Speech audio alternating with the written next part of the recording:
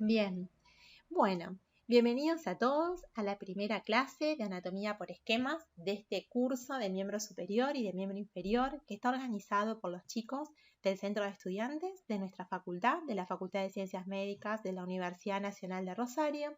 Mi nombre es Eugenia, yo soy profe de anatomía normal y también soy tutora en primer año de la facultad, entonces en la carrera de medicina. Entonces tengo entendido que para ustedes va a ser muy importante entender la anatomía del miembro superior y del miembro inferior de manera descriptiva y básica, entendiendo que es un tema largo, pero que no es complejo, pero que tiene mucho contenido y nosotros por eso lo queremos invitar a aprender estos contenidos dibujando de manera esquemática. Y para eso sería bueno que cada uno de ustedes vaya tratando de hacer un seguimiento de estas clases, que van a ser todas clases cortas, que se van a desarrollar 2 veces por semana. Y al final el resultado es el entendimiento completo tanto de los miembros superiores como de los miembros inferiores. Este tema es un tema, miembros, que forma parte de la currícula de cualquier carrera de medicina, ¿sí? Y normalmente, con anterioridad a este plan curricular, lo dábamos como primer parcial de anatomía normal, cuando anatomía era una disciplina que no estaba integrada con otras, como ocurre en este caso. Nosotros todas las características y todas las descriptivas, ¿sí? Y funcionales y además biomecánicas, tanto del miembro superior como del miembro inferior, las describimos dentro de crecimiento y desarrollo en distintas unidades problema. Con anterioridad lo dábamos en una seguidilla de clases que más o menos llevaban un periodo de 2 meses en un aula de anatomía, como ustedes cursan cualquier tutoría actualmente. Entonces yo los invito a que quizás volvamos a recordar un poco como rebobinar hacia atrás en el tiempo y pensamos que estamos cursando este primer parcialito, por decirlo de alguna manera, dentro de un área tan difícil que es crecimiento y desarrollo y que le vamos a llamar miembro superior y miembro inferior.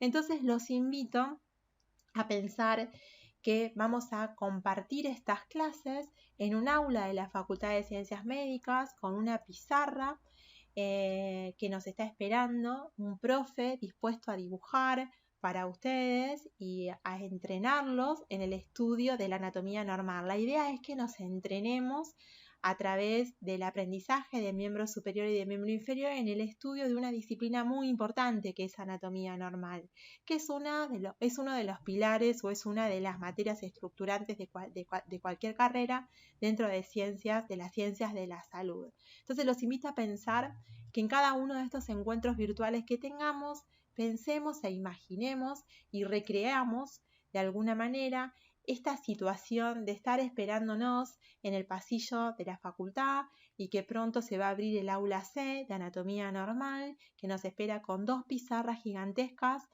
de tiza y una cantidad enorme de pupitres donde ustedes van a compartir con sus compañeros estas clases, donde durante muchos minutos, quizás 1 hora o un poquito más en algunos casos, compartamos conocimientos.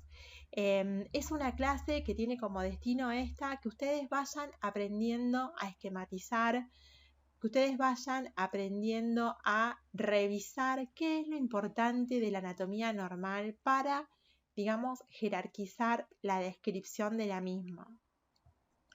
Y vamos a empezar con este tema porque es sencillo tanto miembro superior como miembro inferior, a pesar de que sea complejo al final por la cantidad de elementos que poseen.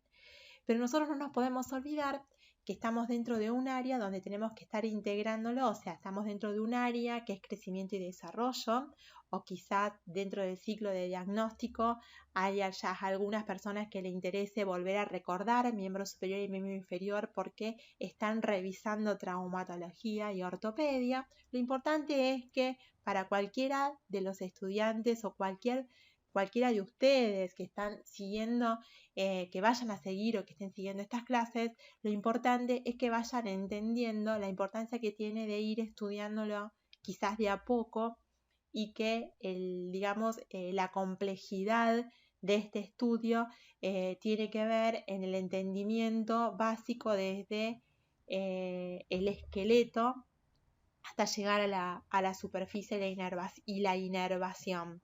Por eso los invito de esta manera a aprender esquematizando para, que no sea el dibujo y el esquema un recurso importante para, de alguna manera, revisar los contenidos, ya sea aplicados, si estoy estudiando o estoy en un ciclo superior de la carrera, o aprenderlos de cero, si es la primera vez que nos encontramos con las estructuras del miembro superior y del miembro inferior. Como les decía antes, no nos podemos olvidar de que nosotros estamos dentro de un área en primer año que se llama crecimiento y desarrollo.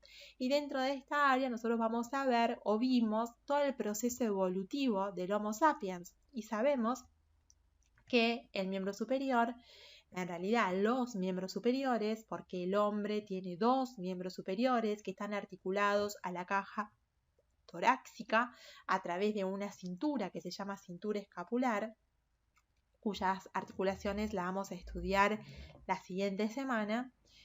Tenemos que tener en cuenta que el miembro superior es un miembro que se encuentra liberado completamente, que participa en distintas funciones, que participa accesoriamente en la marcha a través del balanceo del mismo, que nos permite a través de la tracción del mismo trepar, pero que la función más importante de todas es la prensión y que la ejecutamos a través de un órgano muy importante que tiene este miembro superior, que es su porción distal o acral, que es nada más ni nada menos que la mano.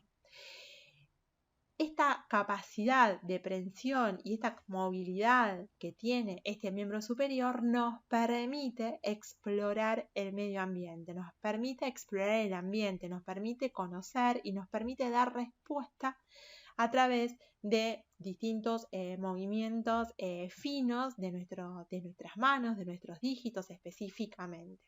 Entonces, para poder entender inicialmente todo este miembro superior, tengo que entender que está constituido por segmentos.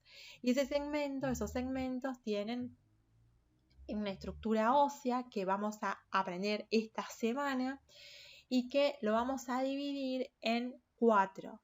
Esos segmentos son el hombro, el brazo, el antebrazo y la mano. El antebrazo está separado del brazo por una articulación muy importante, que es la articulación del codo, y el antebrazo está separado de la mano, en realidad unido, ¿sí? Pero son estructuras diferentes, pero que se encuentran unidos a través de una articulación que es la articulación radiocarpiana o la articulación conocida popularmente o coloquialmente como articulación de la muñeca.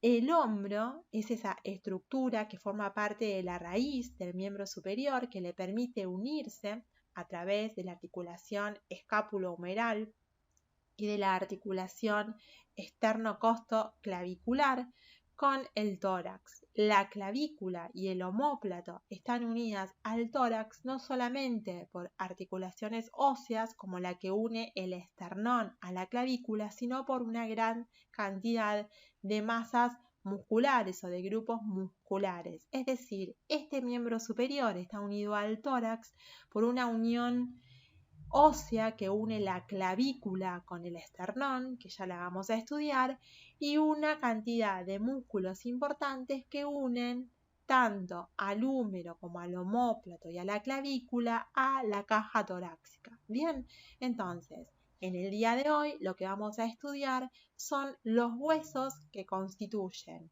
dentro del miembro superior el hombro y el brazo. Es decir, que vamos a estudiar a la clavícula, al omóplato y al húmero. Y para eso primero vamos a hacer una revisión general de la ubicación y de las características generales que tiene cada uno de los huesos y luego nos preparamos para esquematizarlos. Entonces yo les pido paciencia con esta situación porque vamos a ir de un programa a otro para tratar de revisar todas estas cuestiones.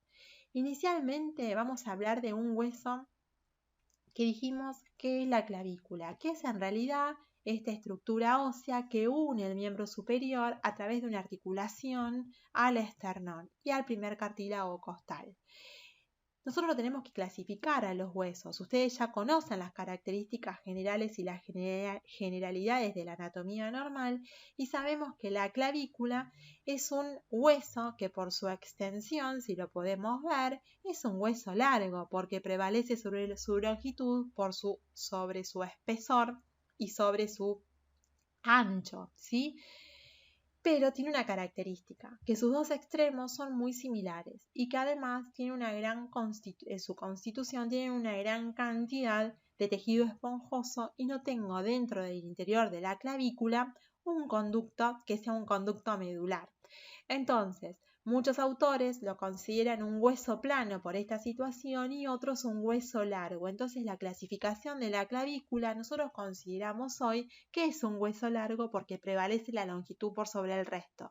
Pero ustedes pueden encontrar en otra bibliografía que no se considera un hueso largo justamente por la constitución esponjosa del mismo, porque carece de un conducto medular, no hay médula ósea en su interior y porque sus dos extremos son similares. Esta clavícula se ubica en la porción anterosuperior de nuestro tórax, fundamentalmente, y para su estudio tiene una cara superior, que es esta que vemos en esta imagen superior, una cara inferior, que es esta que vemos en la imagen inferior que tenemos aquí dibujada, dos bordes, un borde anterior y un borde posterior, y dos extremos. Un extremo que está orientado hacia la línea media, por eso lo llamamos interno o medial, y uno que va a ser externo, que mira hacia afuera, es decir, hacia la articulación del hombro, que lo vamos a llamar externo o lateral.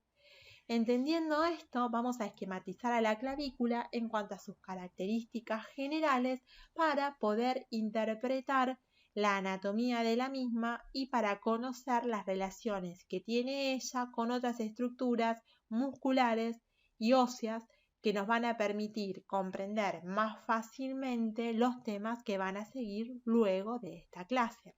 Entonces, vamos a abrir una hojita en un Paint para comenzar a narrar cuáles son las características que tiene la clavícula dibujando, ¿sí? Entonces, inicialmente nosotros dijimos que la clavícula está ubicada en un lugar que es la porción anterosuperior de nuestro tórax. Pero además dijimos que era un hueso que considerábamos que era largo porque prevalecía su longitud por su ancho y su espesor. Ahora, ¿qué características tiene? Si bien es un hueso largo, dibuja la clavícula una curva que parece que fuese una S acostada, que los anatomistas le decimos S itálica. Si nosotros miramos este dibujo que realiza la clavícula, entendemos que este sector es la porción interna o medial, el extremo interno o medial de la clavícula. Este sería el extremo externo o lateral de la clavícula y esto que tengo acá sería el borde anterior de la clavícula y lo que mira hacia atrás sería el borde posterior de nuestra clavícula. Esto es para entender que la clavícula está contorneada sobre sí misma, de tal manera que en su extremo interno describe una curva cóncava hacia atrás y en su extremo externo una curva cóncava hacia adelante.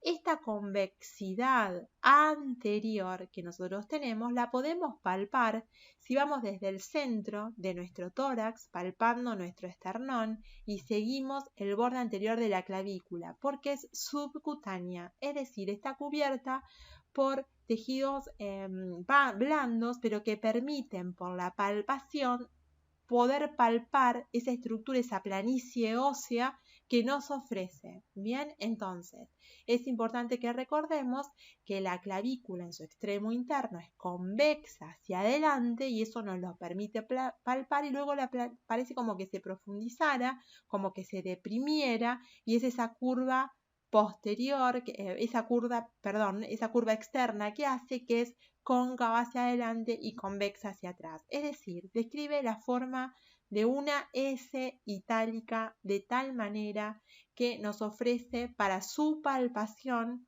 una curvatura convexa hacia adelante en su extremo interno y cóncava hacia adelante en su extremo externo que nos lo permite palpar, bien, nos permite tocar, palpar, bien, a través de la piel, obviamente. Eso es anatomía de superficie, bien. Siempre los reparos óseos que podemos palpar, que podemos tocar con la yema de nuestros dedos, son importantes porque nos permite describir o descubrir signos en un paciente que está bueno conocerlos. En este caso, la clavícula, al ser una estructura ósea que tiene una anatomía de superficie interesante, es importante que conozcamos este detalle. Ahora, dijimos que tenía una cara superior y una cara inferior.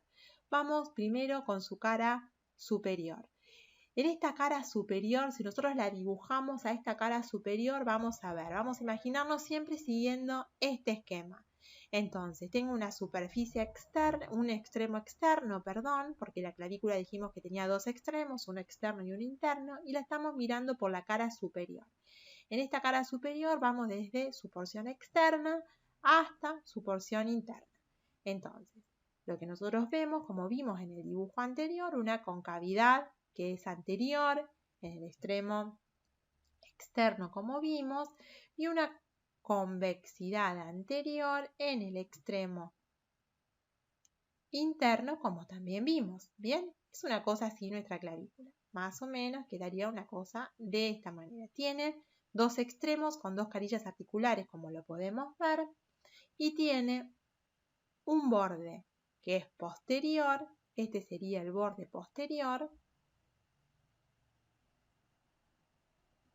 Y esto que tenemos acá es el borde anterior. Esta sería la cara superior de la clavícula, ¿sí?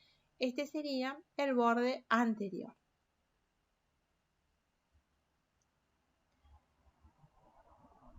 Esta clavícula, así como ustedes la ven, es lisa en algunas partes de su extensión, pero presenta distintas rugosidades.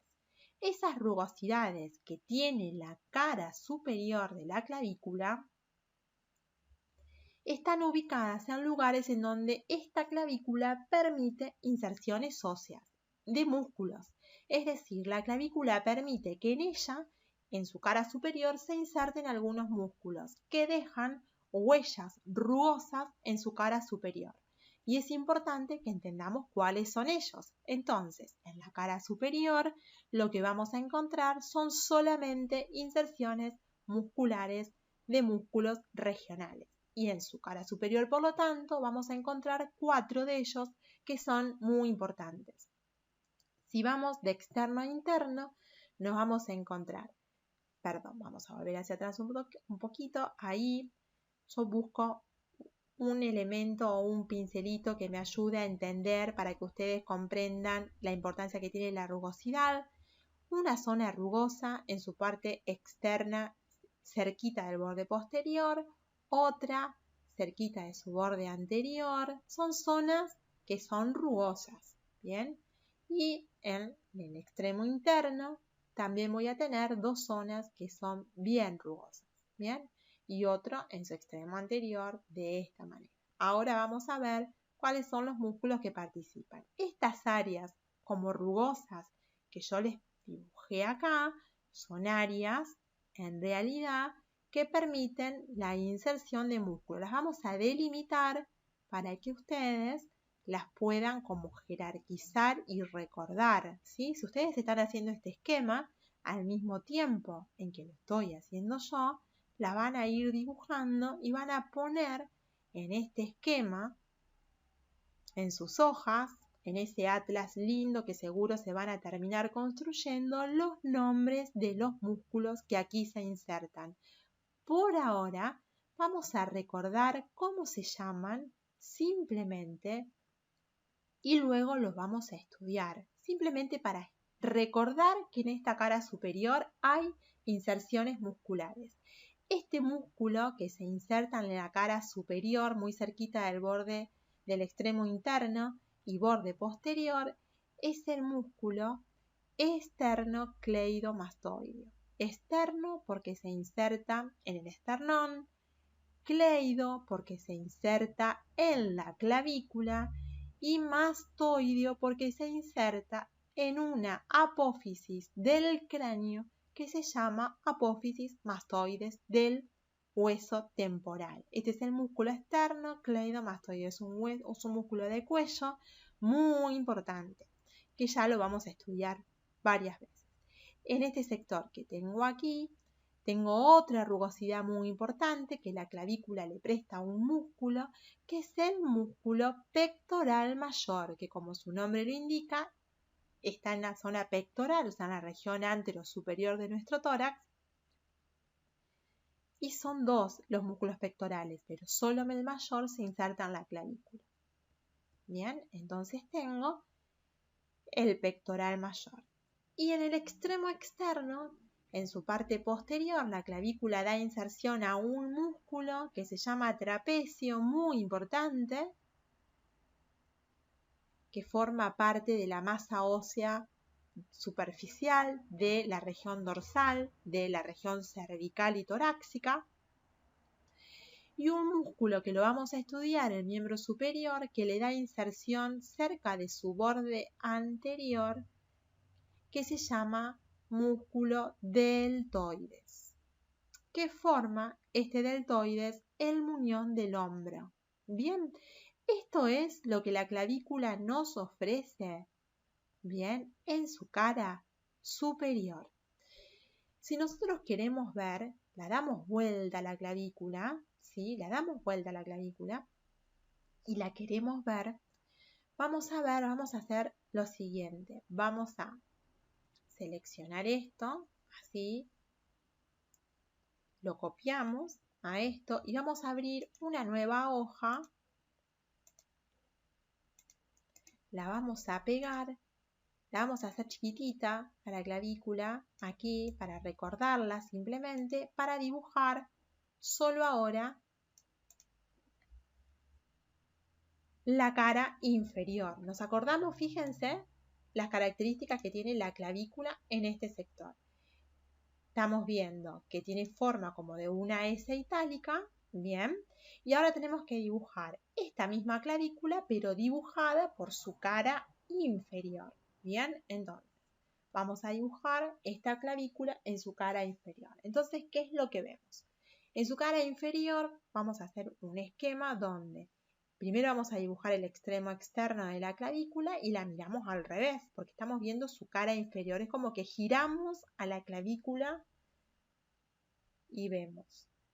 Yo me olvidé de mencionarles que la porción más ancha de la clavícula, de mayor espesor de la clavícula, es el extremo medial de la clavícula. Bien, la dibujamos al revés acá, o sea, en lugar de dibujar la porción cóncava hacia adelante, esta es cóncava hacia atrás en su porción externa, porque recordemos ahora que estamos mirando en realidad a la clavícula de manera diferente, porque la estamos viendo desde su cara inferior. Bien, vamos a dibujarlo un poquito mejor para que no nos quede ahí. Dibujar en un paint es bastante complicado, es más fácil dibujar obviamente en un papel, pero bueno, lo vamos a intentar. Ahí está. Sería un poco esto. Vamos a regularizar estas superficies acá que me quedaron medias feitas para que después luego nos quede un dibujo un poco mejor. Y ustedes van dibujando a la par. Bien, bueno, esto sería un poco la cara inferior de nuestra clavícula. más o menos, me quedó no tan linda como a mí me hubiese gustado, pero bueno. Ustedes la tienen mejor dibujada en el Power, después se lo pueden bajar. Ustedes lo van a dibujar mucho más lindo que yo. Este que tengo acá sería el borde posterior, ¿bien? Porque la giré a la clavícula. Entonces este sería el borde posterior. Este sería el borde anterior. Este sería el extremo interno, del que vamos a tener que decir algunas cosas importantes, y este que tengo acá sería el extremo externo. Bien. Bien.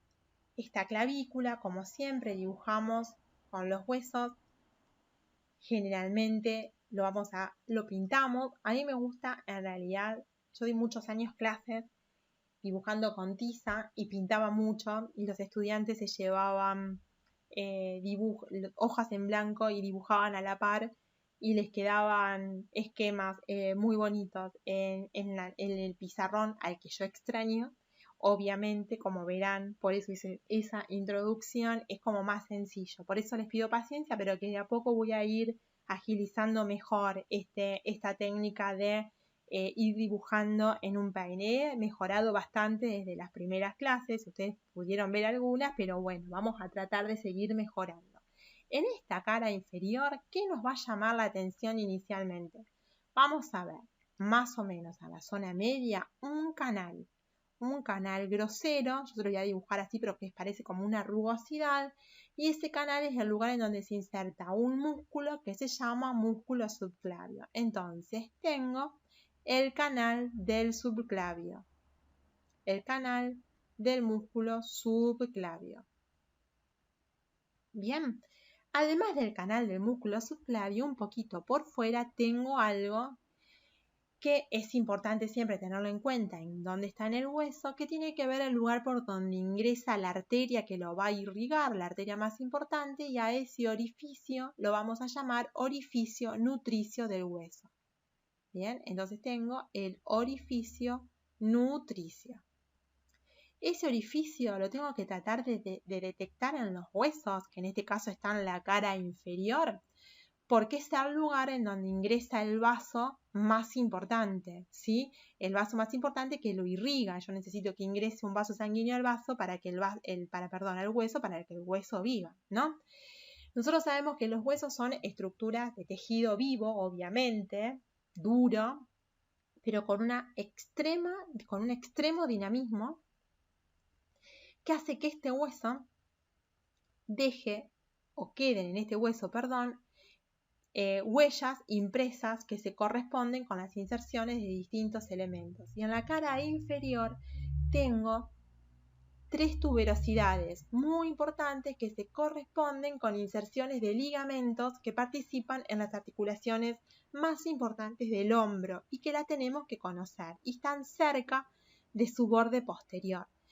Entonces, tenemos en este sector una tuberosidad muy importante, que es una tuberosidad que permite la inserción de un ligamento que se llama coracoideo. Es una rugosidad, por dentro de ella otra tuberosidad muy rugosa, y en este sector tengo otra tuberosidad. Tengo 3 tuberosidades diferentes que son, yo se los dibujo así porque son rugosidades que expone el hueso, ¿sí? Son rugosidades que expone el hueso, que nos permite identificar que allí se insertan ligamentos importantes para las articulaciones adyacentes. Bien, esta puede ser una única tuberosidad, por eso le di como una continuidad, pero que en realidad a veces quedan como independientes una de otra. Bien, esta tuberosidad grande que tengo acá recibe el nombre de tuberosidad o tubérculo coracoideo. Bien, vamos a anotarlo, así no se lo olvida. Esa tuberosidad es la tuberosidad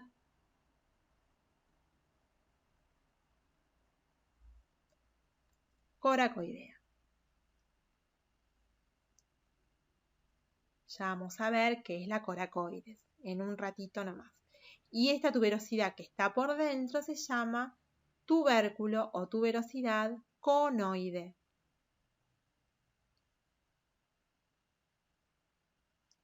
Y en el extremo más interno de la clavícula tenemos una tuberosidad que le va a permitir la inserción de un grupo de ligamentos que unen a la clavícula con el primer cartílago costal, por eso lo llamamos tuberosidad costal. Bien, eso es lo que yo veo en la cara inferior de la clavícula. Veo tuberosidades, un canal para la inserción de un músculo muy importante y el agujero nutricio. Pero ustedes ven que también tengo dos extremos. Y esos dos extremos que tiene la clavícula tiene carillas articulares cada uno de ellos. Esas carillas articulares tienen obviamente un cartílago articular, un fibrocartílago que las cubre completamente, ¿sí? Entonces, para hacerlas más regular y demás. Cada una de estas superficies articulares es diferente y nos va a permitir que la clavícula se articule con elementos diferentes. Esta carilla articular que tengo en el extremo externo es una carilla articular plana, elíptica, y es la carilla articular acromial, porque es una carilla articular a través del cual la clavícula se articula con el acromión, que ahora vamos a ver de qué se trata, y está cortada en bisel a expensas de la cara inferior del hueso, ¿sí? Entonces, como que se talla en la cara inferior del hueso más que en la cara superior. Por eso se dice que está tallada en bisel, ¿bien? Está tallada en bisel. Si nosotros queremos ver lo que era un cortecito en bisel, vemos que esta sería la cara superior del hueso, esta sería la cara inferior del hueso. Vamos a imaginarlo que lo seccionamos al hueso. Y que esté tallada en bisel significa que está oblicua, ¿sí? Y tallada sobre la cara inferior. Ahí estaría. Esa sería la carilla articular de la que estamos hablando. Una carilla articular tallada en bisel, ¿sí? Tallada en bisel, así, en un corte oblicuo sobre la cara inferior del hueso. Por eso decimos a expensas de la cara inferior del hueso. Yo acá lo veo de manera diferente porque recordamos que di vuelta al hueso. Y es una carilla articular que tiene la particularidad de ser plana. Esto hace que luego clasifiquemos a la articulación acromioclavicular en una articulación que es una artrodia. Entonces tenemos que recordar que es elíptica y plana. En tanto que esta carilla articular que tenemos aquí, que sería esta carilla articular, se prolonga con una imagen triangular en la cara inferior de la clavícula y a esa prolongación, que luego fíjense que está muy cerquita de la tuberosidad costal, porque aquí se insertan ligamentos costales, la llamamos prolongación costal. Tenemos para eso que recordar que la clavícula, si lo vemos, voy a hacer un pequeño esquemita acá para simplemente que ustedes imaginen esto, pero que lo vamos a ver la próxima semana. Nosotros tenemos que en el tórax tenemos un hueso que se llama esternón. Este esternón tiene más o menos este dibujo, lo dibujamos más o menos ahí. El esternón tiene un mango, un cuerpo y una apófisis sigmoides al final. Este sería la horquilla del esternón, que nosotros la podemos palpar tranquilamente, que está bien en el centro y en la base de nuestro cuello. Y ahí tenemos el primer arco costal, la primera costilla. Acá tenemos la segunda costilla y así sucesivamente toda una serie de costillas que van a hacer que se creen los distintos planos articulares. Perdón, las distintas articulaciones costoesternales que forman el plastrón esternocostal. Y nuestra clavícula está ubicada en este sector. Se articula aquí la clavícula. La clavícula está articulada aquí, ¿sí? Ahí estaría nuestra clavícula. Entonces, este sector interno, el extremo interno de la clavícula, expone una carilla articular para el esternón y para el arco costal. Entonces tengo en la cara inferior, en esa prolongación, una prolongación aquí al final que se va a continuar en la cara inferior, pero que se va a articular con el primer cartílago costal. Esta articulación que yo tengo aquí, es una articulación por encaje recíproco. Y como es una articulación por encaje recíproco, la carilla articular clavicular y la carilla articular externo-costal le ofrecen a la clavícula una superficie que hace que la clavícula encaje perfectamente. Es una carilla articular, por lo tanto, que tiene una forma triangular y tiene dos curvaturas. Una curvatura que es cóncava. Si yo miro esta curvatura desde adelante hacia atrás, es decir, en sentido antero-posterior, pero es convexa si yo sigo desde su borde, desde la cara superior a la cara inferior, la clavícula, es decir, es convexa verticalmente. Es decir, en la misma carilla articular tengo dos curvas diferentes que se van a corresponder exactamente con curvaturas opuestas en el esternón y en el primer arco costal. Entonces ustedes fíjense ahí cómo la clavícula se encaja en el esternón y en el primer arco costal, y esta articulación es una articulación, que es la articulación externo-costo-clavicular, una articulación por encaje recíproco, que hace que nuestra clavícula tenga una superficie cóncava en sentido anteroposterior y convexa en sentido vertical. Y ahí tengo cómo se une luego la clavícula al primer arco costal, por eso tengo esta tuberosidad que vemos en su cara inferior. Por eso es importante ir recordando estos detalles en el hueso para luego, una vez que estudiemos la clavícula, lo recordemos fácilmente y nos resulte un poco más fácil su estudio. Esto finalmente es entonces lo que vemos en la cara inferior de la clavícula. Este es el esquema que a ustedes les tiene que quedar. Es importante recordar todos los elementos que tiene la clavícula. No, es importante recordar las curvaturas y la forma de las carillas articulares. Y por ahora ir simplemente leyendo todas las tuberosidades, todas las inserciones musculares que puede tener, porque nos van a servir de apoyo para cuando estudiemos articulaciones y músculos. Lo importante de los huesos es, cuando yo miro un hueso y lo tengo en una mesa y no tengo nada que me identifique qué hueso es, ustedes lo puedan por sí solo identificar por sus formas, por sus curvaturas, por sus apófisis, por sus rugosidades más groseras. Simplemente eso es lo que ustedes tienen que conocer. Si nosotros volvemos a nuestra clase,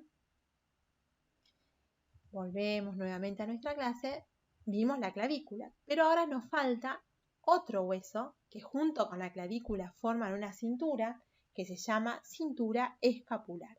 Y ese hueso es el omóplato, también llamado escápula. Este hueso tiene o se clasifica como un hueso plano, ¿sí? Es un hueso plano, ¿bien? Que se ubica en el tórax, básicamente en la región posterior del tórax, bien, en la región posterior de nuestro tórax, aproximadamente a nivel de las 7 primeras costillas, ¿sí? Se ubica o se aplica sobre las 7 costillas. ¿Tiene cuántas caras? Tiene 2 caras, una cara anterior y una cara posterior. Tiene bordes. ¿Cuántos bordes? Tiene 3 bordes. Es un hueso que tiene la forma de un triángulo, ¿sí? Es un hueso triangular, ¿bien? Ese hueso triangular tiene, por lo tanto, al ser un hueso plano, ¿bien? Porque dijimos que era un hueso plano, tiene una cara anterior y una posterior, como dijimos antes, ahí las tenemos, y tiene 3 bordes, un borde superior, un borde que mira hacia afuera, por eso lo llamamos lateral o externo, un borde que mira hacia adentro, por eso lo llamamos medial o interno, y tiene ángulos, no tiene extremos, tiene en este caso ángulos, no tiene como la clavícula extremos, sino que tiene ángulos. Estos ángulos van a ser un ángulo superior y externo, un ángulo superior interno y un ángulo inferior que ahora vamos a estudiar, ¿sí? Entonces tengo ángulos. Dentro de los ángulos, entonces, del omóplato vamos a describir uno externo o superoexterno, uno superior o interno, vamos a ponerle super o interno porque es un poco más superior con respecto a este externo, ahora lo vamos a ver, y un ángulo inferior. Bien, les dibujé en el pizarrón esto, pero en realidad los tengo acá. Miren, acá tenemos, este sería la cara anterior del omóplato. Esta sería una cara anterior. Bien, esta cara anterior del omóplato, si nosotros lo vemos dibujado acá, tiene, ustedes ven, un triángulo, es cóncava completamente, tiene un borde superior, un borde interno medial, un borde externo axilar, un ángulo inferior, un ángulo superior y un ángulo externo. En el ángulo externo nos vamos a encontrar que tenemos este elemento, ese elemento y este cuello, que es el cuello anatómico del omóplato, que ya lo vamos a estudiar. Ahora lo vamos a estudiar en detalle. Pero eso sería un omóplato plano, fíjense que es más ancho, triangular, con 3 lados, 3 ángulos y algunos elementos importantes para describir. Pero en la cara posterior vemos algo más importante. Esta sería la cara posterior. Vamos a borrar esto. Esta cara posterior, bien, me quedó dibujado en la diapo, pero ahora vamos a dibujar. Vemos este elemento grosero que se llama espina del omóplato, que lo vamos a ver ahora y lo vamos a estudiar en detalle, que me divide al omóplato como en su cara posterior en dos fosas, una fosa superior y una fosa inferior.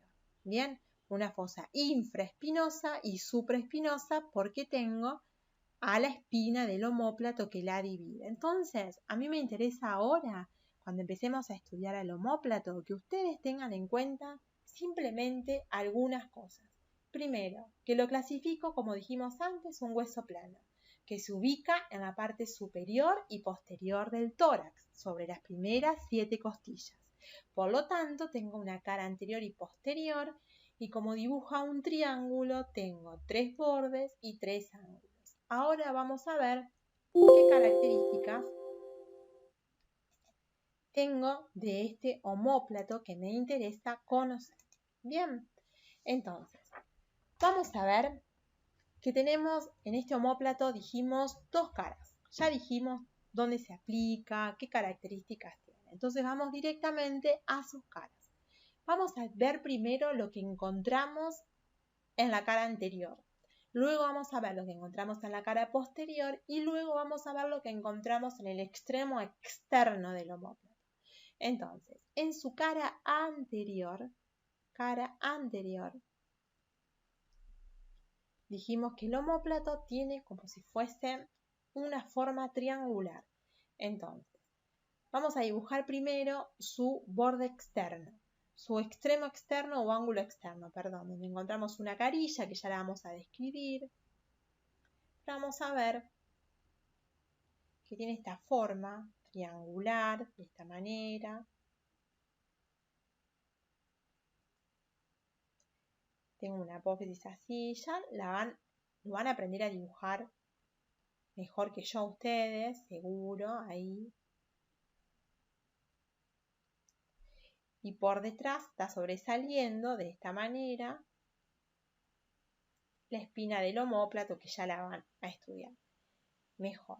Vamos a borrar un poquito esto acá, porque el extremo inferior del omóplato, en esta parte inferior, es un poquito más grueso. Vamos a dibujar acá así. Es simple lo que vamos a dibujar acá, chicos. No es tan complicado. Perdón que vaya y venga. Cuando lo termine de dibujar. Ahí está.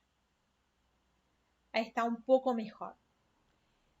Hay un pilar acá muy importante. Que lo vamos a acordar. Nos vamos a acordar de que existe. Y hay como unas crestas, así. Esta que vemos acá es la cara anterior del omóplato. Esta es la cara anterior del omóplato. Todo lo que vemos acá es la cara anterior del omóplato. En esta cara anterior del omóplato, nosotros vemos la presencia.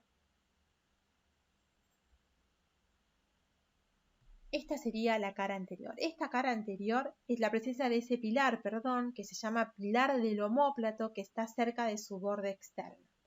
En este omóplato que tengo dibujado acá, en esta cara anterior, tenemos que recordar que esta cara es cóncava.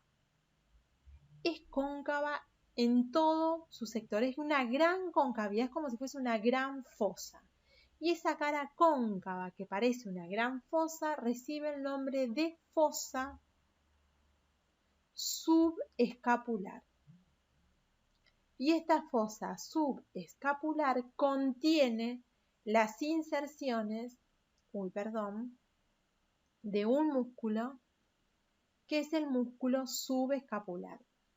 Toda esta cara tiene las inserciones de un músculo subescapular, que se llama subescapular. Este músculo subescapular se inserta en esas crestas que se extienden desde el cuello del omóplato hasta el borde interno del mismo. Entonces, esto que yo les dibujé acá, que tiene esa rugosidad, es porque ahí, en este sector del hueso, en esta gran fosa subescapular, se inserta el músculo subescapular. Lo vamos a anotar afuera, así no hacemos tanto lío. Este es el lugar en donde se está insertando el músculo subescapular.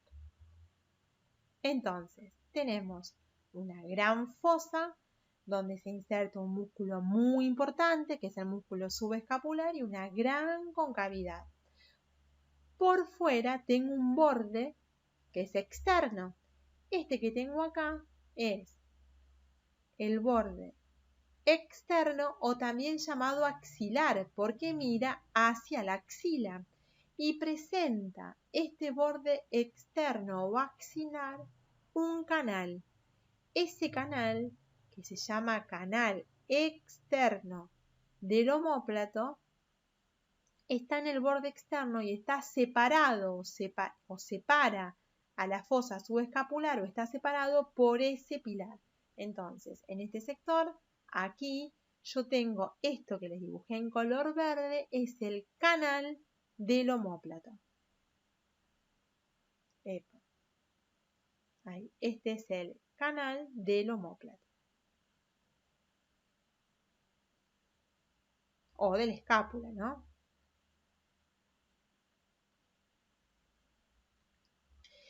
Omóplato, le escribí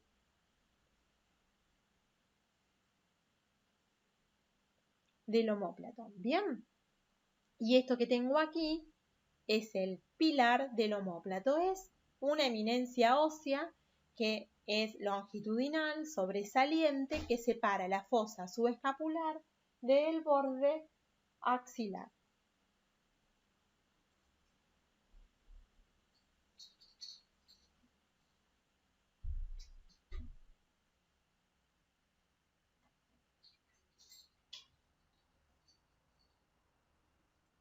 Bien, este sería el borde superior del omóplato,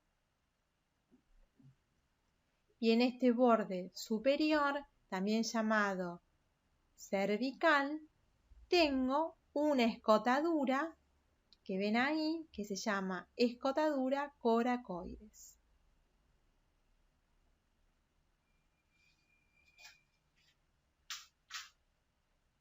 Bien, entonces esto es todo lo que podemos ver en la cara anterior del omóplato, y nos falta solamente identificar el borde interno o medial, al que también llamamos espinal. Bien, porque mira hacia la columna vertebral, y este axilar porque mira hacia afuera de la axila, y este superior porque mira hacia la región cervical. En todos los bordes lo que tenemos que recordar de esto es el canal del omóplato en el borde externo, la escotadura coracoidea en el borde superior, y eso es todo en la cara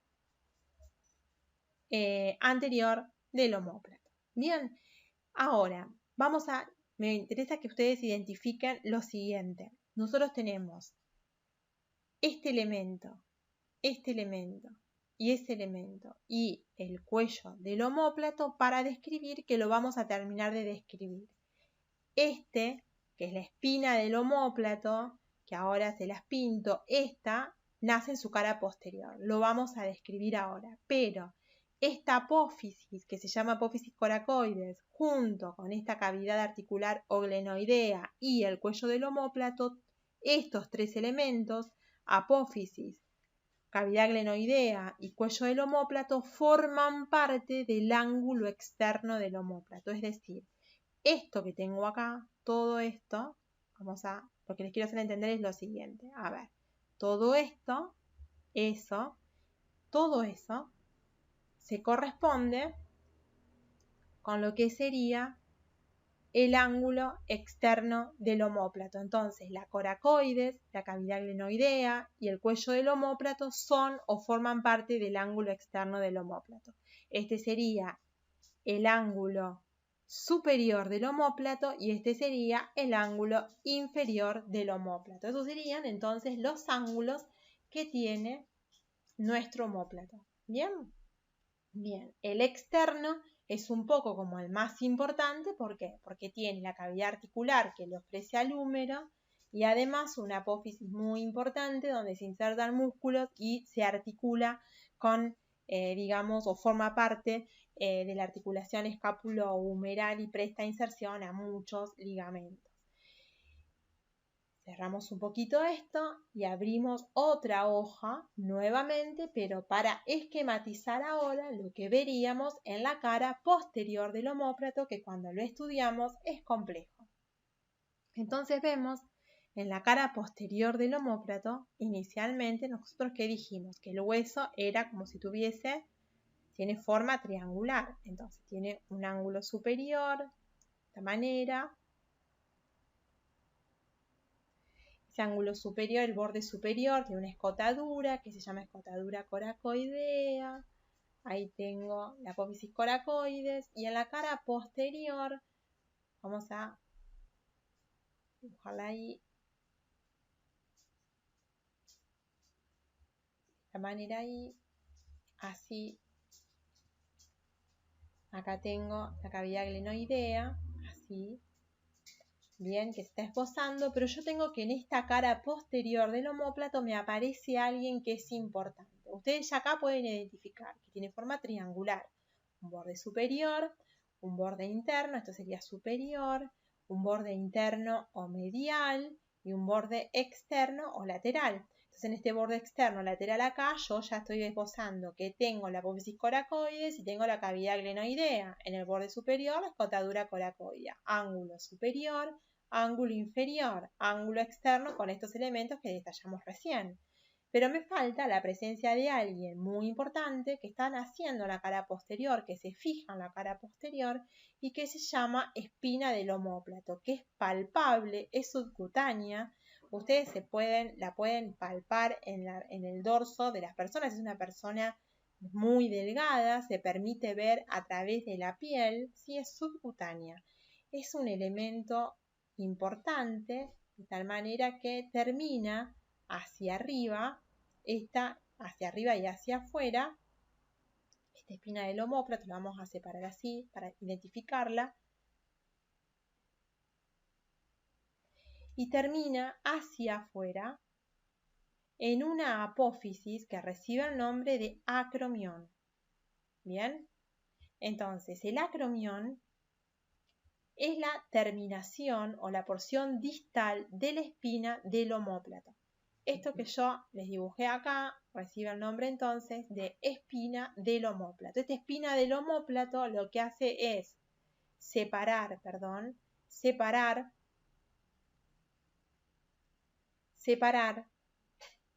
bien la espina del omóplato separa la cara posterior del omóplato en dos fosas diferentes. Entonces ahora vamos a ver cuáles son las partes de la espina del omóplato, pero antes me interesa que nosotros sepamos que este omóplato vamos a pintarlo completamente, como hicimos con el resto de los huesos que estuvimos viendo. Esto es una cavidad glenoidea que está cubierta por cartílago. Entonces vemos que por encima de la espina del omóplato hay una superficie que también es cóncava, es una gran fosa que recibe el nombre de fosa supraespinosa.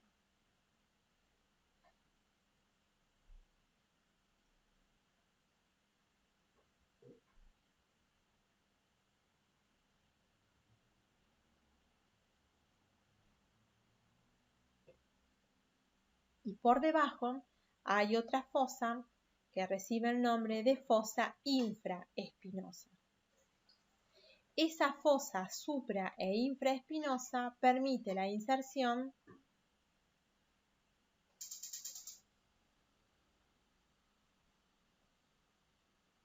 de músculos diferentes.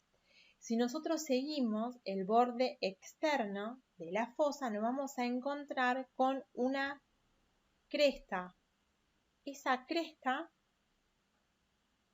tengo acá, así, de esta manera, me permite separar los músculos que allí se insertan en esa cara posterior, como lo vamos a identificar y como lo vamos a ver luego.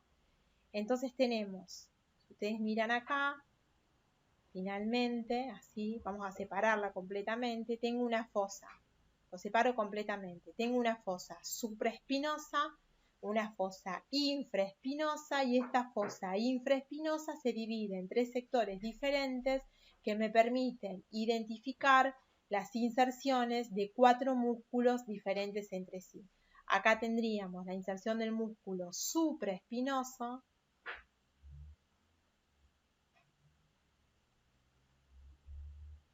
acá tendríamos la inserción del músculo infraespinoso,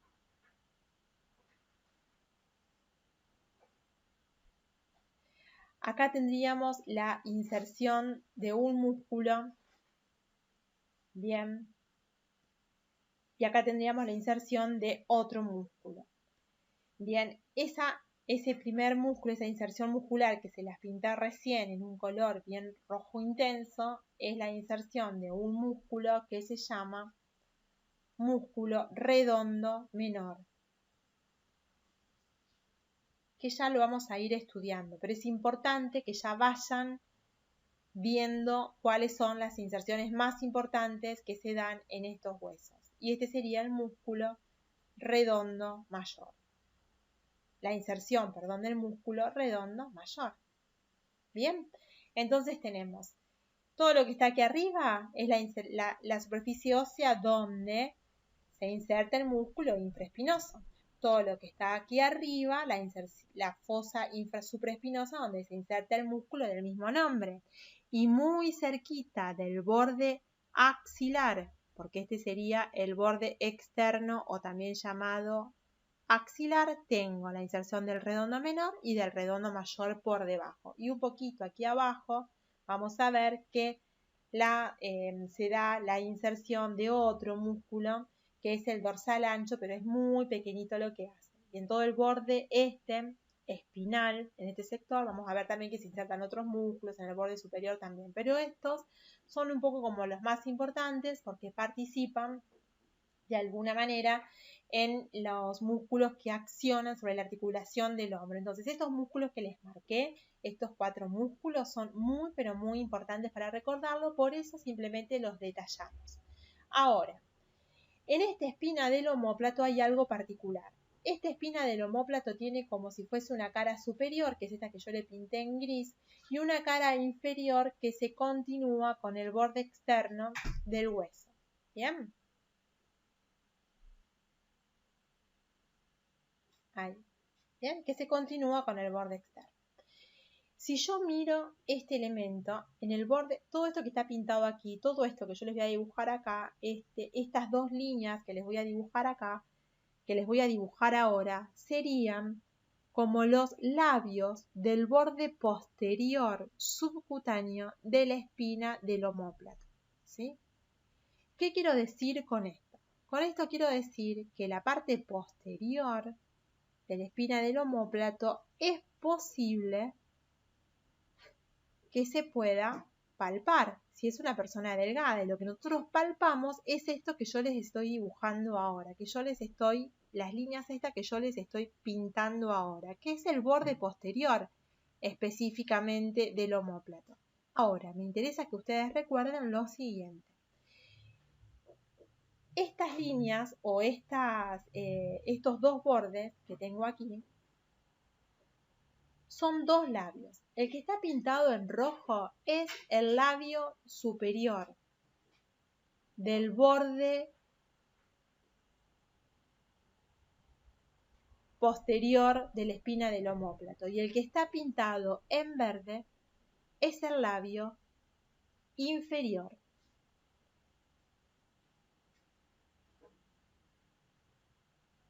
Bien, ese labio superior de la espina del omóplato termina en la cara interna de esta estructura que tenemos acá, esta estructura en donde se ensancha la espina del omóplato hacia afuera. Todo esto que yo ahora les voy a pintar de color celeste, vamos a pintarla de un color, todo esto que está pintado acá, menos esto, vamos a pintarlo de un color celeste más oscuro, ahí. Vamos a pintar ahí. Esto que yo les estoy señalando acá, ahí, todo esto que yo les estoy señalando acá, todo eso que está pintado en ese colorcito, esto corresponde a lo que se llama acromión. Es la finalización de la espina del omóplato y es una apófisis. Y en el acromión hay desarrollada una carilla articular plana y elíptica que se articula con la clavícula a través de la articulación acromio-clavicular. Y si yo continúo esta carilla, yo la continúo su borde, bien, se continúa con el labio superior del borde posterior de la espina del omóplato y corresponde a la cara o borde, no cara, perdón, borde interno del acromión. Entonces, todo esto es el borde interno del acromión y todo esto es el borde externo del acromión y termina en esta superficie superior formando lo que se llama esto, que es el vértice del acromión. ¿Por qué les comento todas estas cosas? Porque en este acromión, esa carilla articular y en estos bordes se insertan todas estructuras que vamos a necesitar recordar, ¿sí? Simplemente por eso. Entonces, simplemente me interesa que recuerden que la espina del omóplato se ensancha hacia arriba, hacia afuera en un proceso que recibe el nombre de acromión.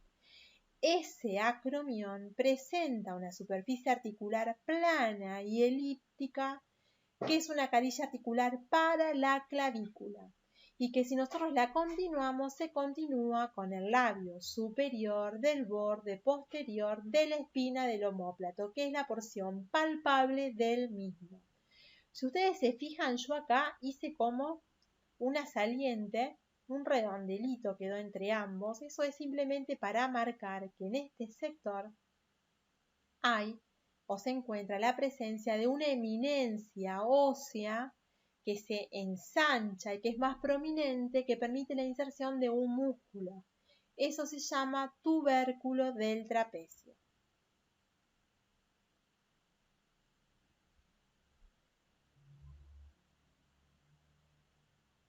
Bien, ese tubérculo del trapecio simplemente le da inserción a este músculo. Nada más, es simplemente para recordar eso. Y por último, para terminar de describir el omóplato, ¿qué es lo que tenemos que identificar? Tenemos que identificar los elementos que forman parte del ángulo externo del mismo. Bien, tenemos dentro del omóplato el ángulo externo. Ese ángulo externo presenta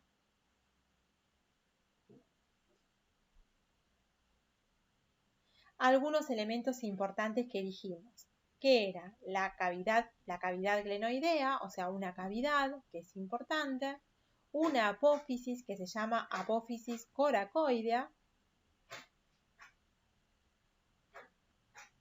Ahora vamos a ver, es sencillo todo esto, y un cuello que se llama cuello del omóplato. Es también fácil. Bien, si nosotros volvemos sobre este ángulo externo, ¿qué es lo que vamos a ver? Lo primero que tenemos que dibujar es qué características, vamos a imaginarnos que estamos mirando el perfil externo del hueso y que vemos la profundidad de la cavidad glenoidea. Entonces, la cavidad glenoidea tiene forma oval, es mucho más ensanchada en su parte inferior que en su parte superior. Presenta en el centro una eminencia, que es como si fuese un pequeño tubérculo glenoideo. Vamos a borrar un poquito y vamos a ver que también va a presentar en su cara o en su borde anterior, vamos a imaginarnos esto es superior, esto es inferior, esto es anterior y esto es posterior. En el borde anterior de la cavidad glenoidea vamos a presentar una gran escotadura, que es la escotadura de la cavidad glenoidea. Por fuera hay unas tuberosidades que la rodean, importante para que se den cuenta, hay una tuberosidad. Yo lo dibujo grotesco para que no se lo olviden. Y por debajo otra tuberosidad. Ahí se continúa hacia abajo con el hueso, que lo vamos a seccionar, ahí. Hacia arriba está la apófisis coracoides, que ahora vamos a dibujar, cuáles son todas sus características. Esto es anterior, o sea que acá tendríamos a la fosa subescapular que vimos antes, ¿sí? Esto es el borde superior. Y por detrás vamos a cortarlo, ahí, la espina del omóplato. Ahí está. Esta sería la espina del omóplato. Esto sería la cara posterior. En la cara posterior del omóplato, bien, en la cara posterior del omóplato yo tenía la inserción de esta espina que tenía un borde posterior, que sería este, y una cara superior y una cara anterior, que es esta, que es la que se inserta en la cara posterior del omóplato específicamente. Bien, esta es la espina del omóplato. Bien, y esta es la apófisis coracoides.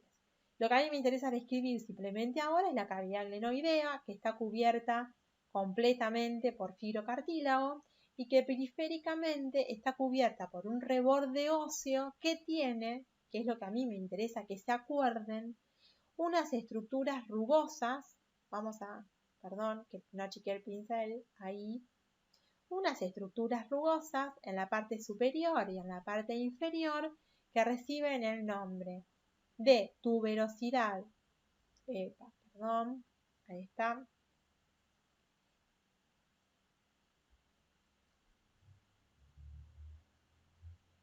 tuberosidad supraglenoidea, donde se inserta un músculo muy importante, que ya lo vamos a estudiar, y esto, que es la tuberosidad subglenoidea, que se encuentra por debajo de la cavidad glenoidea, supra por arriba, subglenoidea por debajo. Y en el centro, esto, que sería simplemente nada más que un tubérculo. Es un tubérculo, nada más. Lo vamos a pintar diferente como para mostrar que en ese lugar hay simplemente una protrusión convexa en la cavidad cóncava. Esta cavidad es una cavidad cóncava. Este sería el tubérculo glenoideo. Esto que estamos pintando, todo esto sería la cavidad glenoidea. Todo esto sería entonces la cavidad glenoidea. Esta cavidad glenoidea, entonces, es una superficie cóncava. En su centro tiene un tubérculo que es el tubérculo glenoideo, cubierto por fibrocartílago, rodeada por un reborde óseo que presenta una tuberosidad donde se inserta un músculo hacia arriba que se llama supraglenoideo y uno inferior que se llama subglenoideo. Bien, y en su borde anterior tengo una escotadura muy importante que se llama escotadura anterior de la cavidad glenoidea. Solamente eso. Y para terminar con este hueso, nos vamos a encontrar con una apófisis importante.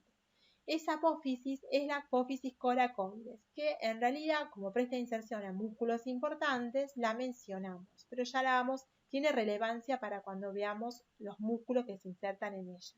¿Bien? Entonces, nosotros habíamos visto en una vista anterior del omóplato, estamos viendo una vista anterior del omóplato, ¿sí? Estamos como que parece que se asomara acá el omóplato. Este es el borde superior con la cavidad, con la escotadura glenoidea. Esto que tengo acá, esto que tengo acá, aquí, rodeando y separando a la cavidad glenoidea del resto del omóplato, vamos a imaginarnos que esto es omóplato, esto que tengo acá es el cuello del omóplato. Ese es el cuello del omóplato, es lo que sostiene a la cavidad glenoidea y la une al omóplato. Entonces, ese es el cuello del omóplato.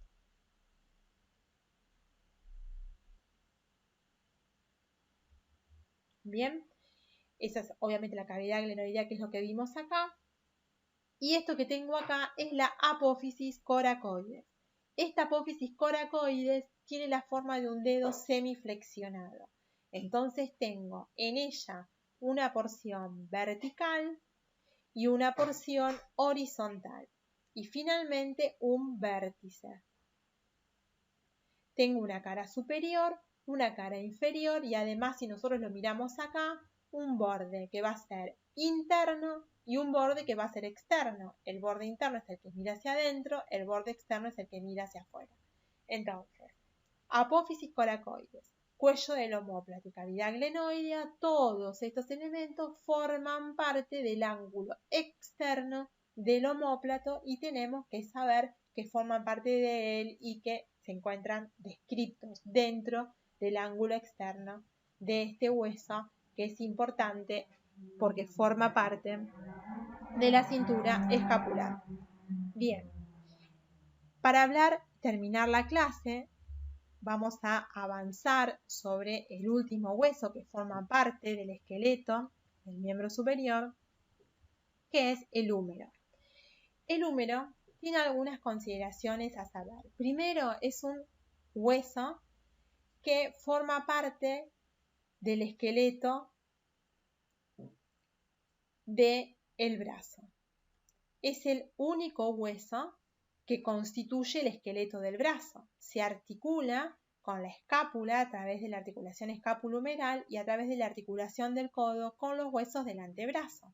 Como ustedes ven, es un hueso largo porque prevalece su largo sobre su ancho y sobre su espesor. Como dijimos, está ubicado en el brazo. Tiene 3 caras, tiene 3 bordes y tiene 2 extremos. ¿Cuáles son las caras que tiene el hueso? Tiene una cara interna, una cara externa y una cara posterior. Pero además tiene 3 bordes. Los 3 bordes del hueso van a separar las caras que dijimos antes. Entonces tengo un borde anterior, un borde interno y un borde externo. Y con respecto a los extremos, dijimos que eran 2. Tengo un extremo superior y tengo un extremo inferior. En esta imagen que nosotros estamos viendo del hueso, vemos su cara anterior, que es esta, y una vista anterior, y esta, que es una vista posterior. Tengo un extremo superior, que sería ese, y ese, todo esto sería el extremo superior, y un extremo inferior. Ambos extremos son importantes porque tienen las carillas articulares, y el cuerpo o la diáfisis que tienen estos huesos, tiene dentro de sí un conducto medular y tiene elementos importantes que prestan inserciones musculares importantes y que tendremos que desarrollar. Entonces, como tiene 2 extremos, decimos que tiene epífisis superiores y en la porción inferior tengo entonces las epífisis o extremos inferiores. Y estas serían las diáfisis. Una diáfisis, la otra diáfisis. Bien, ahora vamos a esquematizar este hueso. Vamos a hacerlo simple, no es complicado. Entonces tenemos en este hueso, vamos a dedicarnos primero a ver una vista anterior del hueso. Entonces este hueso no lo podemos mirar por caras, tenemos que ver vistas. Entonces vamos a ver primero qué vemos si nosotros miramos a este hueso por delante. Entonces decimos que es una vista anterior. Pues yo lo miro de adelante al hueso, simplemente eso.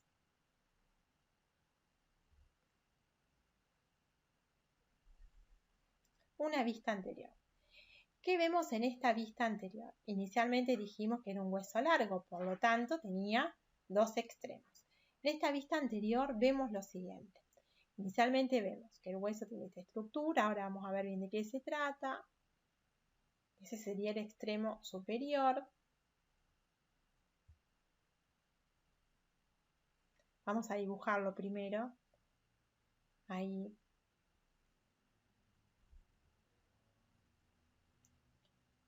Perdón. Es un poco difícil dibujarlo con la tablet en largo al hueso. Ahí. Ahí. Parece que va saliendo. Bueno, este sería el extremo externo del hueso. El extremo interno. Así. Bien. Más o menos así queda el hueso en una vista anterior. Esta parte de acá después le damos los dos extremos, luego lo vamos a estudiar en forma independiente, pero me interesa simplemente por ahora que veamos lo siguiente.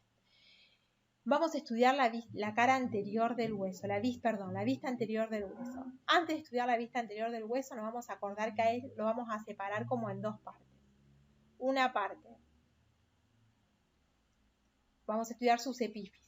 Es decir, tenemos las epífisis superiores, las epífisis inferiores, pero tenemos las diáfisis o el cuerpo. En el cuerpo de este hueso nos vamos a encontrar que va a aparecer una línea medial saliente en la vista anterior, que es el borde anterior del hueso.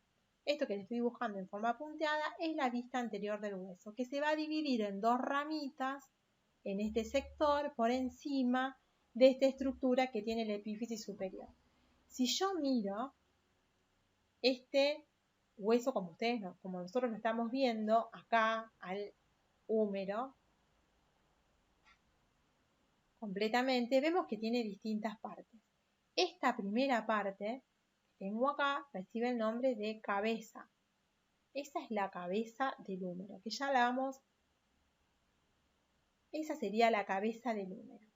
Esta estructura saliente es una apófisis que recibe el nombre de proceso o apófisis a la que llamamos troquiter.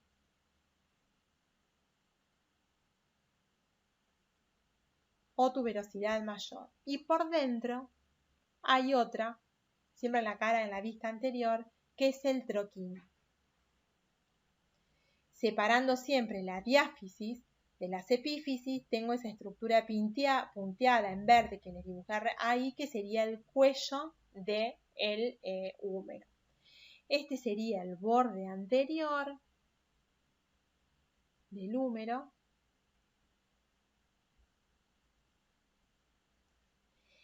Y por dentro de ese borde anterior, todo esto, ese sería el borde anterior, al final lo termino dibujando, todo lo que está por dentro, ahí, sería, lo que les voy a pintar ahí en naranja, todo eso es la cara interna del hueso. Esta sería entonces la cara interna del hueso.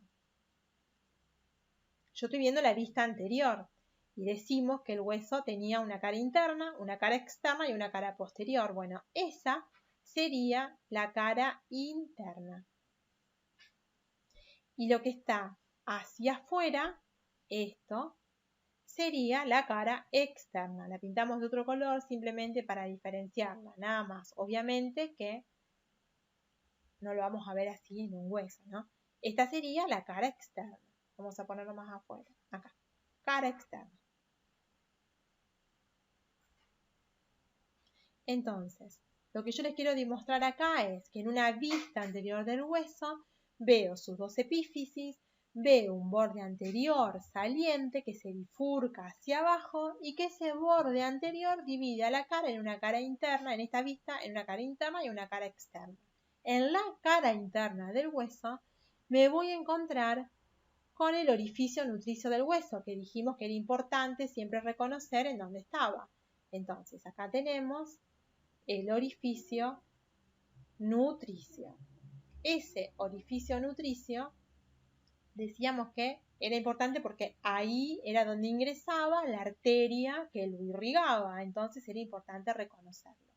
Pero además en esta cara hay una superficie como rugosa que se corresponde con la inserción de un músculo que está en este sector. Ese músculo o la inserción rugosa de ese músculo recibe el nombre de rugosidad coracobraquial. ¿Por qué? Porque se inserta ahí un músculo que recibe el nombre justamente del mismo nombre, coracobraquial. Entonces ahí tengo una rugosidad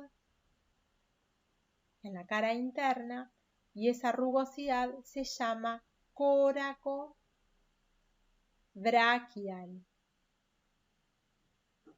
Coraco porque se inserta el músculo en la apófisis coracoides, braquial porque termina en el brazo, simplemente por eso. Siempre en anatomía los nombres tenemos que mirarlos como con sentido común, ¿sí?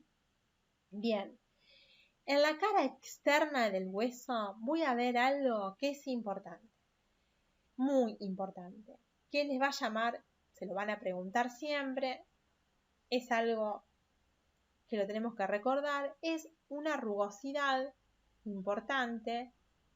Vamos a hacerlo como si fuese ahí, una rugosidad importante que en un momento se continúa con el borde anterior del hueso y se confunde con el borde anterior del hueso.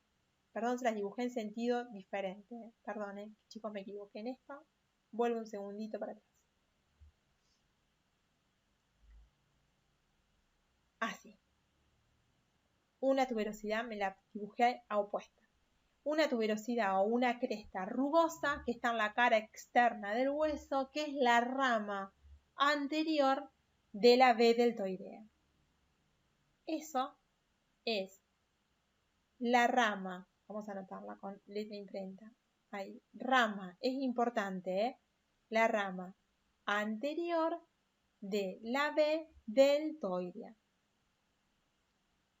Hay un músculo, que yo le dije que se llamaba deltoides, que está por encima de la articulación escapulohumeral o glenohumeral, que se inserta en esa línea que tenemos ahí, bien, en esa línea rugosa, que se confunde en parte con esta línea que tenemos acá, que es el borde anterior del hueso. Ese es el borde anterior del hueso, que se bifurca aquí abajo y forma una fosa en este sector que está por encima de la tróclea y que contiene o que recibe a una apófisis del cúbito que se llama coronoides, por eso se llama fosa coronoidea.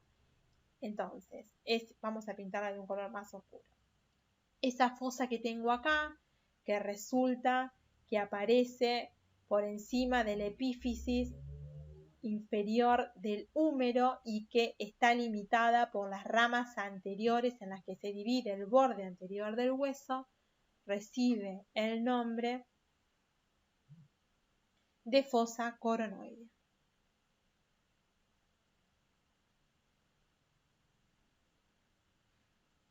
Bien, fosa coronoidea es importante. Entonces, en esta vista anterior del hueso, en la cara, en la diáfisis, veo las dos caras, la cara interna y la cara externa del hueso. ¿Qué veo en la cara externa?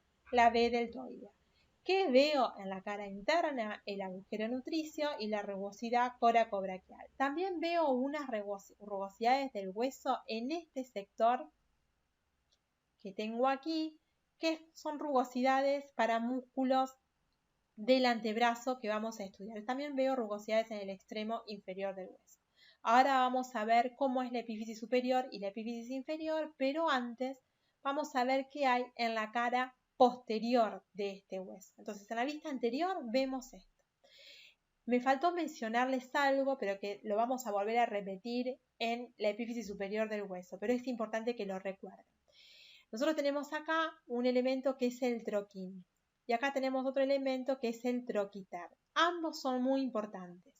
Entre ambos, cada uno de ellos vamos a ver que tienen como dos crestas posteriores, pero entre ambos quedan ambos separados, ambos dos se separan por la presencia de una eminencia, no de una eminencia, disculpen, sino sería por la presencia de una corredera, un canal que tiene como dos labios. Hay como un canal que se prolonga sobre la cara interna del hueso, por eso llega hasta la cara interna del hueso, y esa corredera o ese canal con dos labios, ese canal recibe el nombre de corredera bicipital y está en la vista anterior del hueso solamente, no está en la cara posterior o en la vista posterior del hueso, sino que solo lo veo en la cara anterior y comienza en la epífisis superior pero se prolonga en la diáfisis del hueso. Eso se llama corredera bicipital.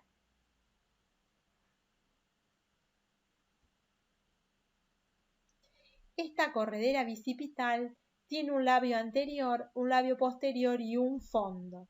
Cada uno de estos labios y el fondo tiene la inserción de músculos diferentes muy importantes y jerárquicos. Esta es la vista anterior. Vamos a ver una imagen de lo que sería la vista posterior. En la vista posterior del hueso veo solamente algo muy importante que me va a llamar la atención, que es un canal. Entonces vamos a ver la vista posterior del hueso. En la vista posterior lo que yo veo básicamente es, en esta vista posterior, la cara posterior del hueso. Entonces, vemos que tenemos la cabeza humeral, perdón si digo femoral, pero a veces se me suelen confundir los nombres. Cabeza humeral hacia arriba, el troquiter, ahí.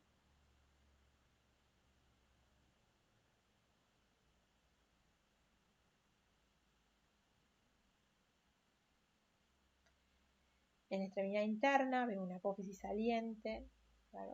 No me alcanza la pantallita. Me va a resultar medio corto el hueso porque no me alcanza demasiado la pantalla, pero ustedes lo van a interpretar bien, porque lo que quiero mostrarles es algo más bien simple. Ahí está.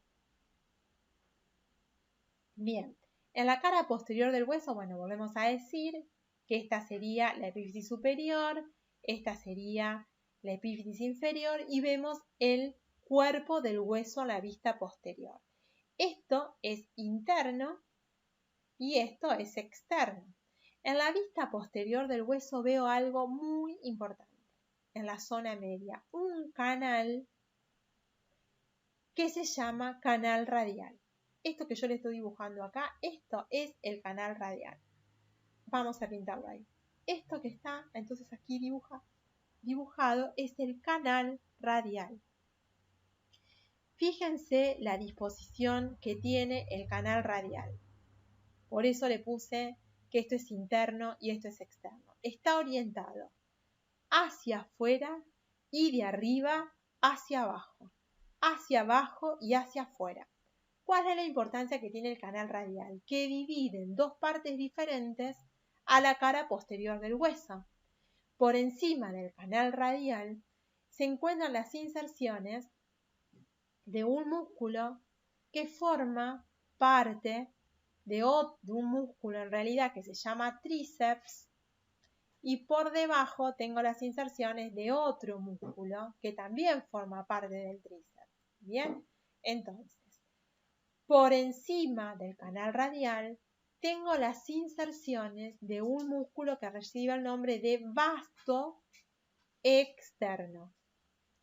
Y por debajo las inserciones del vasto interno. Esa es la importancia que tiene, pero lo más importante es que por aquí pasa la arteria humeral profundo radial con las venas que la acompañan más el nervio radial, es decir, pasa un paquete vasculonervioso. Esto que le dibujé acá, esto es un paquete vascular, porque está compuesto por vasos sanguíneos, en este caso la arteria y la vena radial o humeral profunda, y nervioso, paquete vascular y nervioso. El nervio que pasa por allí se llama nervio radial, por eso este canal se llama canal radial. Entonces no nos tenemos que olvidar que en la cara posterior del húmero hay un canal radial orientado hacia abajo y hacia afuera, poco profundo, muy ancho, que separa las inserciones del vasto externo y del vasto interno. Bien, eso es lo que hay en la cara posterior. Además, en este hueso nos faltó identificar dos elementos importantes. Vimos el borde anterior, pero tenemos también un borde interno y un borde externo. Ambos bordes, tanto el borde interno como el borde externo, dan inserción a tabiques intermusculares, que son tabiques que van a separar grupos musculares que están en la región anterior y en la región, interna, y en la región que separan el grupo muscular anterior y posterior del brazo, no región interna, por dentro y por fuera. Es decir, si yo miro este hueso de esta manera, yo hago un corte del hueso, ¿qué es lo que veo? Veo el hueso con, vamos a imaginarnos que esto es anterior y esto es posterior. Tengo el borde posterior, el borde anterior, tengo la cara posterior, vamos a hacer que esto es interno y esto es externo, ¿no? Entonces tengo esta cara que tengo acá, es la cara interna. Esta cara que tengo acá es la cara externa. Y esta cara que tengo acá es la cara posterior. Y este es el borde anterior. Si yo dibujo todo el brazo completo, imaginémonos que dibujamos todo el brazo, vamos a ver que en el brazo hay dos grupos musculares importantes. Un grupo muscular anterior, que está acá, un grupo muscular anterior, y un grupo muscular posterior, es decir, hay músculos que están ubicados por detrás del húmero y hay un grupo muscular que está ubicado por delante del húmero. Y separando un grupo de otro hay dos tabiques que son intermusculares. Ese tabique intermuscular interno separa el grupo anterior del grupo posterior y este que está el externo separa el grupo muscular anterior del grupo muscular posterior por fuera. Entonces tenemos dos grupos musculares separados por el hueso húmero que se prolonga hacia la piel sobre la superficie externa, o sea, sobre la superficie externa, por dos tabiques intermusculares. Un tabique intermuscular interno y un tabique intermuscular externo. Simplemente por eso, Es sencillo lo que les quería describir. Simplemente que prolongando al hueso hacia afuera hay un tabique, tejido conjuntivo muy resistente, aponeurótico, fibroso, muy resistente, que separa la región anterior de la posterior. Y esta región anterior tiene un grupo de músculos y esta región posterior otro grupo de músculos. ¿Bien? Simplemente para eso ya lo van a entender mejor. Y finalmente me queda por describir cuáles son las extremidades de este hueso. Y con esto terminamos. Las extremidades o también llamadas epífisis, vamos a tener dos. En la epífisis superior, que la vamos a ver un poquito acá, en la epífisis superior, vamos a ver la epífisis superior, encontramos la cabeza del húmero y como carilla articular importante y dos porciones que no son articulares, pero que son muy importantes, que son dos apófisis o procesos, que son el troquiter y el troquín. Entonces vamos a dibujar esto. Vamos a hacer esto y cortamos al hueso acá, lo cortamos al hueso, hacemos como que lo cortamos y vemos solamente su extremo superior. En este extremo superior tenemos, vamos a un cuello, aquí un cuello, que recibe el nombre de cuello quirúrgico, que separa la epífisis de la diáfisis. O sea, yo aquí tendría diáfisis, ¿sí? Esa sería la diáfisis. Separando la epífisis de la diáfisis, yo tengo un cuello que se llama cuello quirúrgico. Cuello quirúrgico del húmero, ¿no? Por encima del cuello quirúrgico, entonces sí tengo a la epífisis superior. En esta epífisis superior, yo tengo la parte superior, que es la cabeza, eso que es redondeada, es una semiesfera, que tiene la particularidad de estar cubierta por un fibrocartílago que la regulariza y que tiene un radio aproximado de unos 3 centímetros aproximadamente, que su dirección general, yo digo su dirección, estamos hablando de su eje, vamos a ver si encontramos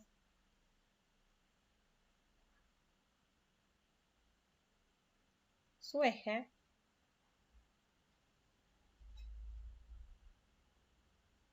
Vamos a hacerlo más finito ahí.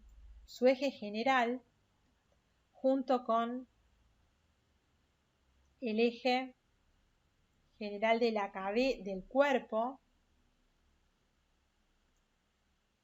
ese ángulo que queda trazado entre el eje de la cabeza y el eje del cuerpo se llama ángulo de inclinación, es de aproximadamente unos 130 grados. Ese ángulo que se llama ángulo de inclinación es de 130 grados aproximadamente. Bien, eso es importante de tenerlo en cuenta. Vamos a borrar ese número.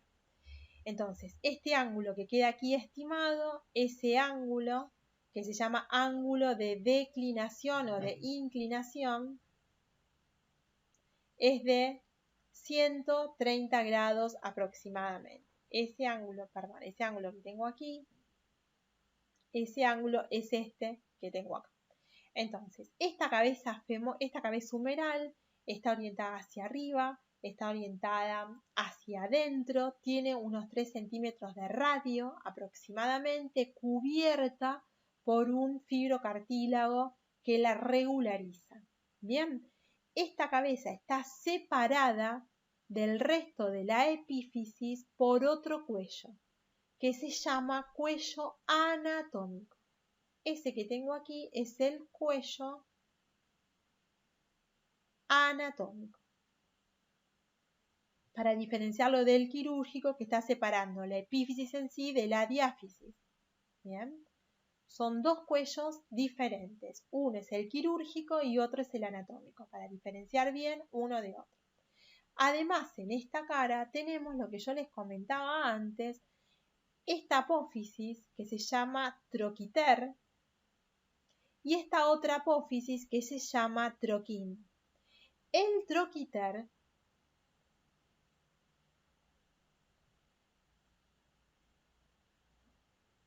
y el troquín.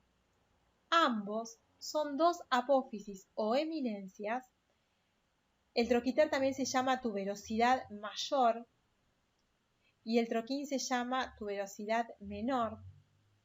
En ambas se continúan hacia abajo con una cresta. Esa cresta sobre la que se continúa la vamos a ver en la cara interior o interna de la diáfisis. O sea, ambas apófisis, procesos o tuberosidades se continúan hacia abajo con los dos labios que prolongan esa corredera que queda entre ellas, que es la corredera bicipital. Así. Esa es la corredera bicipital. Entre ellas, separando una de la otra, hay una superficie, una eminencia, la vamos a pintar de un color para que no se lo olviden. Eso que está entre ambas estructuras, estoy hablando del troquiter y del troquín, vamos a pintar. Entre el troquiter y el troquín, troquiter y troquín, hay una corredera. Esa corredera se llama corredera bicipital.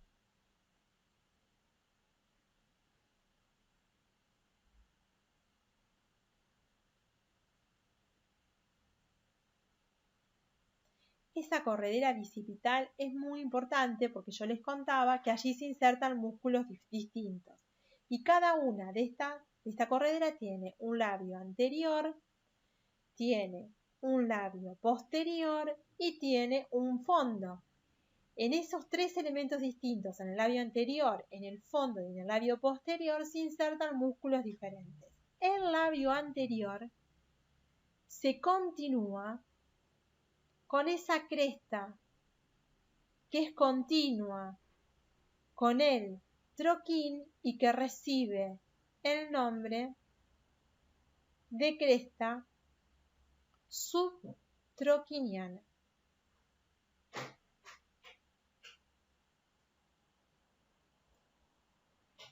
En tanto que el troquiter se continúa y prolonga el borde posterior de la corredera bicipital con otra cresta, que es esta, que recibe el nombre de cresta subtroquiteriana.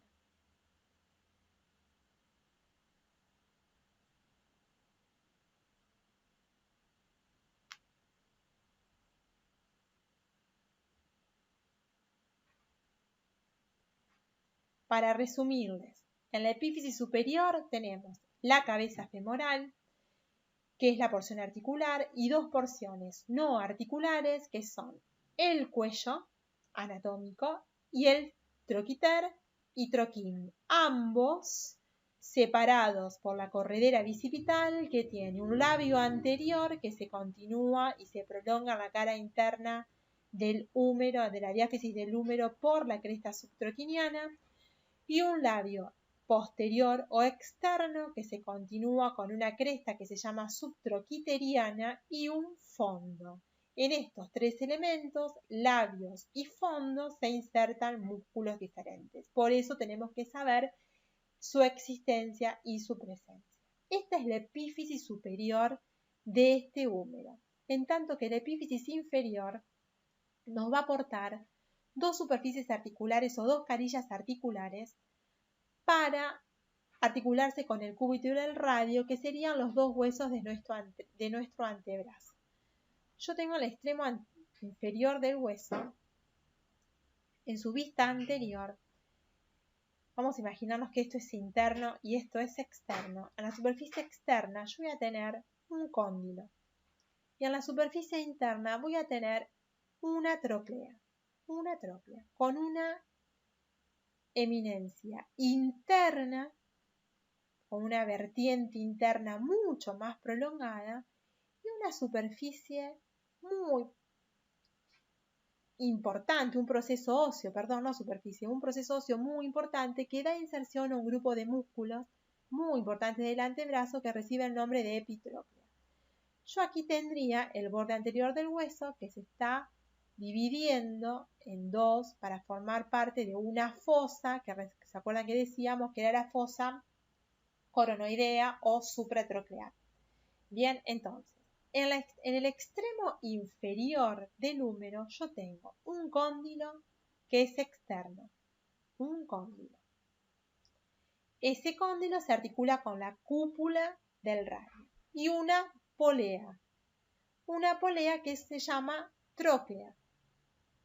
Esa tróclea tiene dos vertientes, una vertiente interna o medial y una vertiente externa, separada por una garganta. Esta garganta, tengo aquí, esta garganta, que separa la vertiente interna y la vertiente externa de la tróclea, esa garganta está orientada hacia abajo y hacia adentro. Separando la tróclea del cóndilo, yo tengo un canal que recibe el nombre de canal cóndilo-troclear.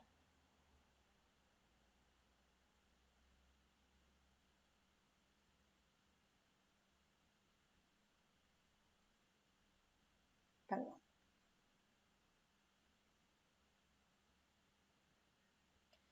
Por encima de la polea o de la tróclea tengo esa fosa que recibe el nombre de fosa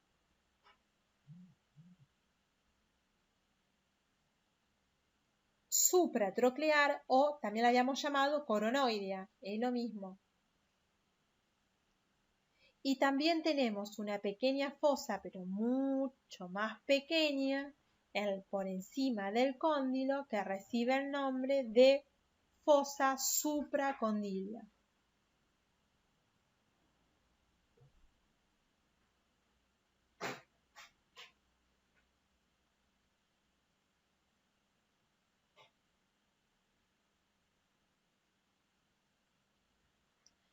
Por encima, si ustedes ven acá pequeñito, se ve como chiquito que se los dibujé, por encima del cóndilo hay una superficie poco desarrollada, que es una apófisis, que recibe el nombre de apófisis epicondilia. Es el epicóndilo. Epi porque está arriba del cóndilo. Epicóndilo. Epicóndilo. Y por encima de la tróclea tengo también una eminencia, pero que está mucho más desarrollada, que recibe el nombre de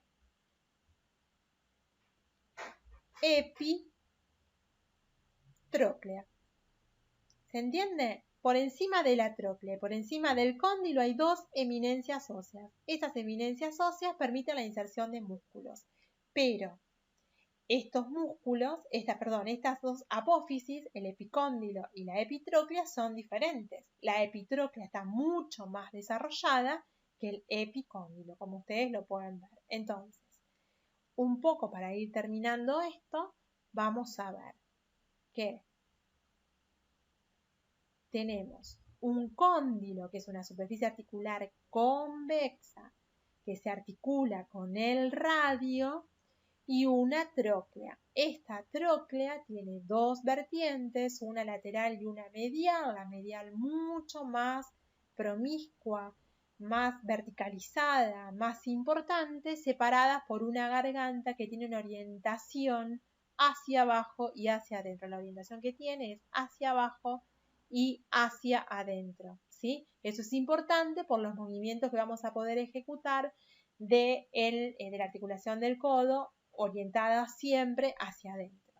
Solo me falta recordar que en la cara posterior de esta extremidad, si yo dibujo acá, lo vamos a hacer chiquitito, acá, yo dibujo la cara posterior de la extremidad, de esta extremidad, porque esta es una vista anterior. Si yo dibujo la vista posterior de ella, voy a ver lo siguiente.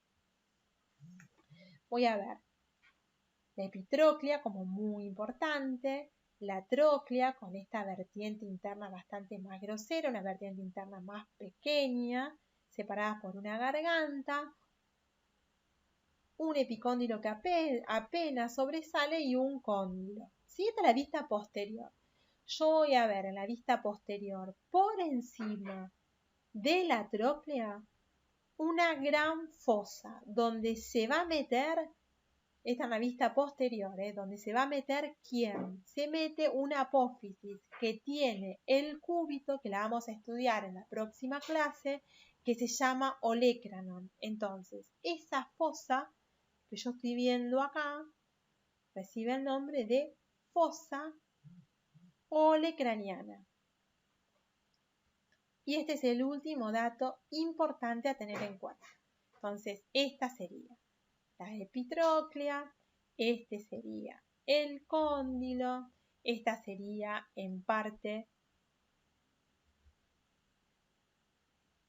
el epicóndilo, que es mucho más, menos desarrollado que la tróclea, que la epitróclea, y esto que tengo aquí sería la epitróclea bastante más desarrollada para conservar los colores y para que veamos la diferencia como vemos uno y otro, ¿sí? Entonces, en la cara anterior tengo dos fosas, la supracondilia y la supratroclear o coronoidea. y a la cara posterior una única fosa, que es la fosa olecraniana. Esto es entonces lo que vemos en las dos epífisis del húmero, en la epífisis superior y en la epífisis inferior. Esto que tengo acá es la epífisis entonces inferior.